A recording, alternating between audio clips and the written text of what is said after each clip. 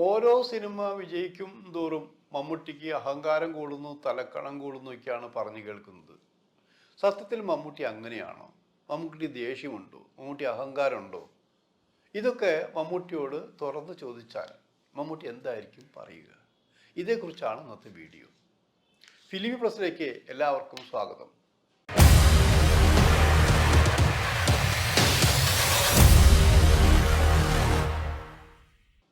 മമ്മൂട്ടിയുടെ പുതിയ cinema release കഴിഞ്ഞ സന്തോഷത്തിലാണ്. വലിയ പരുക്കുകളില്ലാതെ ആ സിനിമ പോകുന്നുണ്ട്. അപ്പോൾ മമ്മൂട്ടി അറിയാവുന്ന ചിലരൊക്കെ പറഞ്ഞെന്താ അറിയോ? ആ അഹങ്കാരത്തിന് ചിറക് ഒന്നുകൂടി വെച്ചിരിക്കുന്നു. ഇതാണ് ആദ്യം പറയുന്നത്. ദേഷ്യത്തിന് ഒരു ചിറക് കൂടി വെച്ചിരിക്കുന്നു. സത്യത്തിൽ അങ്ങനെയുണ്ടോ? ഇതിപ്പോൾ കേൾക്കുന്നതല്ല, മുൻപും പറഞ്ഞു കേട്ടിട്ടുണ്ട്. പറഞ്ഞു കേട്ട് എങ്ങനെയാണെന്ന് അറിയാമോ?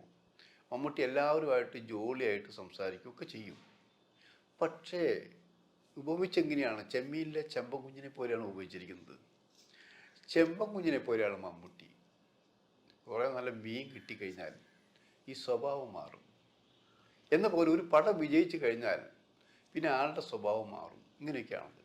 അപ്പം ഞാൻ ഈ ചോദ്യം ചോദിക്കാൻ വേണ്ടിയിട്ട് കുറേ മുമ്പേ തന്നെ മമ്മൂട്ടിയോട് കൂടാറുണ്ട്. പക്ഷെ മമ്മൂട്ടി മുഖം തരില്ല.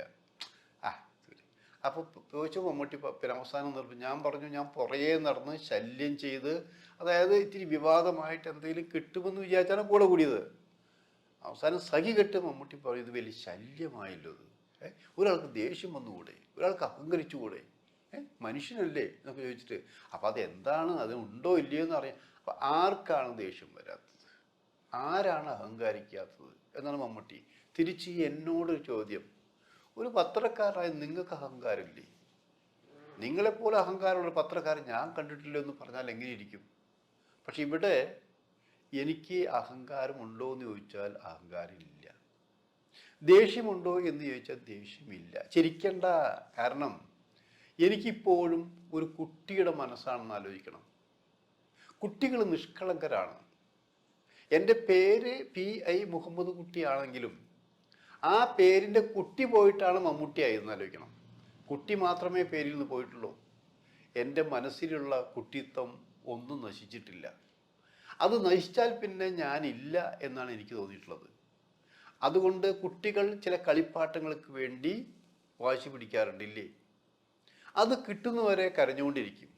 അതല്ലെങ്കിൽ കിട്ടിയ വലിച്ചെറിയുകൊണ്ടിരിക്കും. കുട്ടിയാവുമ്പോൾ അമ്മയെ വേദനിപ്പിക്കുകയും ചെയ്യും. ഇതൊക്കെ ചെയ്യും. കരച്ചിൽ അവസാനത്തെ അടവാണ്. അതെടുക്കുമ്പോൾ കിട്ടും എന്ന പോലെ തന്നെയാണ് എൻ്റെയും സ്വഭാവം. എനിക്ക് ചില ആഗ്രഹങ്ങളുണ്ട്. നല്ല സിനിമകൾ, നല്ല കഥാപാത്രങ്ങൾ. നല്ല കഥാപാത്രങ്ങളെ കിട്ടിയില്ലെങ്കിൽ എനിക്ക് വിഷമം തന്നെയാണ്. അതുപോലെ എൻ്റെ സിനിമ വിജയിച്ചില്ലെങ്കിൽ എനിക്ക് വിഷമം തന്നെയാണത്. ഒരു സിനിമ വിജയിച്ച് കഴിഞ്ഞാൽ എനിക്ക് സന്തോഷമേറും. ആ സന്തോഷമേറുമ്പോൾ മറ്റു ചില അഹങ്കാരമായി തോന്നും. അത് ഞാനെന്ത് ചെയ്തു? നിങ്ങൾക്കല്ലേ തോന്നുന്നത്. അതിനെന്നെ കുറ്റപ്പെടുത്തുന്നത് എന്തിനാണത്? എന്നെ സംബന്ധിച്ച് എൻ്റെ അഹങ്കാരം കൊണ്ടോ ദേഷ്യം കൊണ്ടോ ഒരാൾക്കും ഒരു ദ്രോഹവും ഉണ്ടായിട്ടില്ല എന്നാണ് എൻ്റെ അറിവ്. അങ്ങനെ ആരെങ്കിലും ഉണ്ടായിട്ടുണ്ടെങ്കിൽ അവരെന്നെ വന്ന് അറിയിച്ചാൽ ഞാനത് തിരുത്താൻ ശ്രമിക്കാം. അല്ലാത്ത കാലം വരെ ഞാൻ എന്തിനാ ഇതൊക്കെ പോകുന്നത്?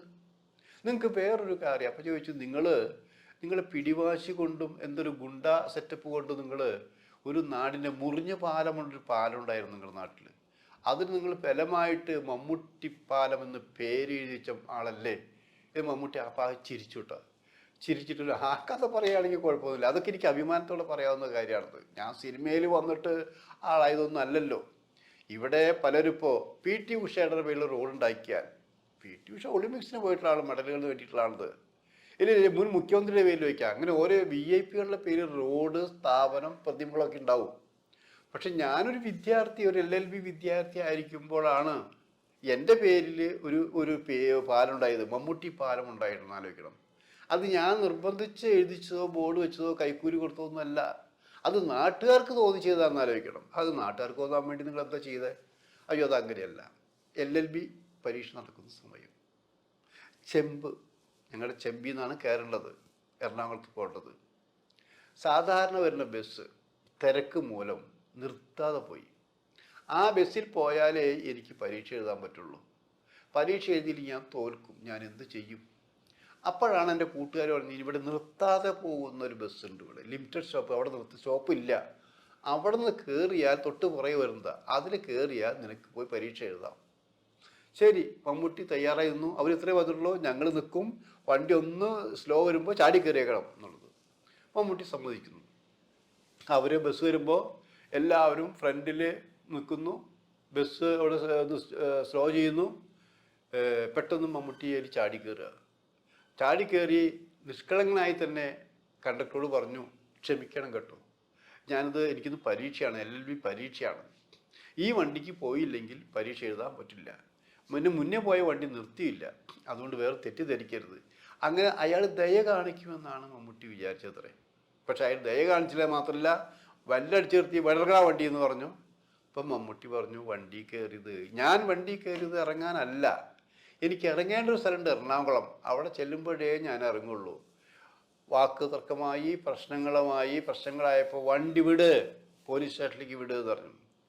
അങ്ങനെ മുറിഞ്ഞ പാലെത്തിയപ്പോൾ മമ്മൂട്ടിക്ക് സ്വാധീനം കുറഞ്ഞൊരു സ്ഥലമാണെന്ന് കണ്ടക്ടർ മനസ്സിലാക്കുന്നു. പക്ഷെ അവിടെ സ്വാധീനക്കുറവൊന്നുമില്ല, ചെറുപ്പല്ലേ, തിളച്ചെടുക്കുന്ന പ്രായമല്ലേ. അവിടെ വണ്ടി നിർത്തി ബലമായി മമ്മൂട്ടി പിടിച്ച് വണ്ടി നിറക്കാൻ ശ്രമിക്കാറുണ്ട്. മമ്മൂട്ടി സർവ്വശക്തി ഉപയോഗിച്ചിട്ട് വണ്ടി നിന്ന് ഇറങ്ങാതിരിക്കാൻ നോക്കുന്നു. ആൾക്കാർ ഒച്ച കേട്ട് ആൾക്കാർ കൂടുന്നു, വണ്ടി തടയുന്നു. എന്താണ് പ്രശ്നമെന്ന് ചോദിക്കുന്നു.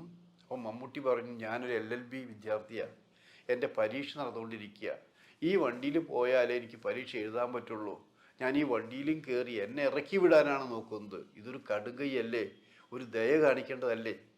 അപ്പോൾ നാട്ടുകാരിടപെട്ട് കണ്ടക്ടർ വഴക്ക് പറഞ്ഞു, അനങ്ങാതിരിക്കണം, ഇനി ഈ ചെറുപ്പക്കാരനോട് എന്തെങ്കിലും പറഞ്ഞാൽ നാളെ മുതൽ ഈ വണ്ടി ഇതിൽ ഓടില്ല എന്ന് ഭീഷണിപ്പെടുത്തുന്നു. അങ്ങനെ വിജയശ്രീ ലാളിതനായി മമ്മൂട്ടി ആ ബസ്സിൽ പോകുന്നു, പരീക്ഷ എഴുതുന്നു. തിരിച്ച് വരുമ്പോൾ മമ്മൂട്ടി കാണുന്നത് ഈ മുറിഞ്ഞ പാലം എന്നുള്ള ബോർഡ് മാറ്റി അവിടെ മമ്മൂട്ടി പാലം എന്ന് ആരോ എഴുതി വെച്ചിരിക്കുന്നു. ആലോചിക്കണം. ഇങ്ങനെയാണ് സുഹൃത്തെ ഉണ്ടായ സംഭവം, അല്ലാണ്ട് ഞാൻ ചെലവും കൊടുത്ത് എഴുതിച്ച ബോർഡല്ല. ആ ബോർഡ് ഇപ്പോഴും ഉണ്ട്. ഇപ്പോഴും അതറിയുന്നത് മമ്മൂട്ടി പാലം എന്ന പേരിലാണ്. ഞാൻ വിദ്യാർത്ഥിയായിരുന്നു തുടങ്ങിയിട്ടിപ്പോൾ നിങ്ങളൊക്കെ പറയുന്ന മെഗാ സ്റ്റാറായി നിൽക്കുമ്പോഴും മമ്മൂട്ടി പാലം എന്ന പേരിലാണ് അറിയപ്പെടുന്നത്. ഇതെൻ്റെ ദേഷ്യം കൊണ്ടാണോ ഉണ്ടായത് ദേഷ്യവും തർക്കവും പ്രശ്നം കൊണ്ട് തന്നെയാണത്. പക്ഷെ ഞാൻ ചെയ്തതല്ല. അപ്പോൾ അതൊരു നന്മയല്ലേ എന്നതുപോലെ തന്നെയാണ് ഞാൻ ഇപ്പോഴും ചെയ്തത്. ഈ 70 വയസ്സാം കാലത്തും സിനിമയിൽ അഭിനയിക്കുമ്പോഴും പലതും ത്യജിക്കുന്നത്. അപ്പോൾ ചോദിക്കും, ഞാൻ മാത്രമാണോ ത്യജിക്കുന്നത്? അല്ല, ഞാൻ അങ്ങനെ ഒരാളെ കണ്ടുള്ളൂ, യേശുദാസിനെ കണ്ടിട്ടുള്ളൂ. സംഗീത ലോകത്ത് ഇത്രയും പ്രായമായിട്ട് പോലും സംഗീതത്തിന് വേണ്ടി ജീവിത സുഖങ്ങൾ ത്യജിച്ച ഒരു മനുഷ്യൻ, ഒരു കലാകാരൻ.